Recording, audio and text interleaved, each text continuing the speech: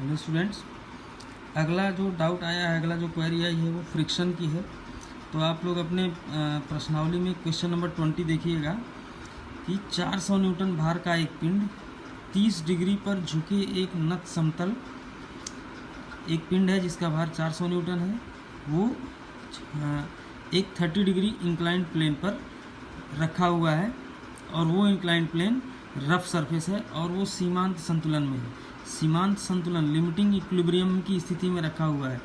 देखिए, limiting equilibrium हम पहले बता चुके हैं कि जैसे ये हॉरिजॉन्टल से किसी एंगल पर कोई प्लेन होगा, इस पर एक पिंड रखा होगा, ये सीमांत संतुलन की अवस्था में कब रहेगा कि इसको हम लोग 30 डिग्री, यानी इसको हम लोग ये प्लेन इतनी ऊंचाई पर रहे कि पिंड सरके ना, मतलब इसमें यहाँ से आगे मूव ना करे, लेकिन थोड़ा भी 0.1 डिग्री भी ऊंचा कर देंगे तो मूव कर जाएगा, यानी कि पिंड अब चलने ही वाला होता है।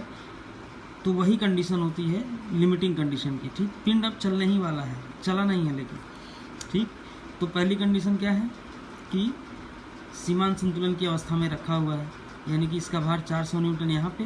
अब जैसा कि हम जानते हैं कि इस इंक्लाइन, अब हमारा हॉरिजॉन्टल वर्टिकल कोई रेफरेंस नहीं होता है, हमारा सारा रेफरेंस यही इंक्लाइंड प्लेन ही होता है। इंक्लाइंड प्लेन के वर्टिकल हमको फोर्स निकालना होता है और इसके पैरेलल हमको फोर्स निकालना होता है। ठीक, जहाँ पे जिस सरफेस पे रखा है उसके ठीक परपेंडिकुलर इसका नॉर्मल रिएक्शन आएगा, कैपिटल आर।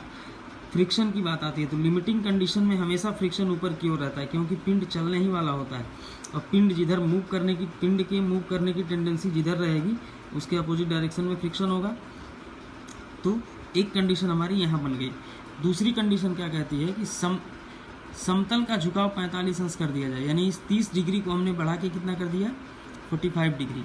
ठीक, अब पिंड को समतल पर ऊपर की ओर चलाने की स्थिति में रखने के लिए अब क्या करें, इस पिंड को ऊपर की ओर चलाने के लिए, यानी अब पिंड ऊपर की ओर चलेगा। ठीक, सीमांत संतुलन की अवस्था अब नहीं रहेगी, अब पिंड ऊपर की ओर चलेगा, यानी फ्रिक्शन हमारा क्या होगा, नीचे लगेगा।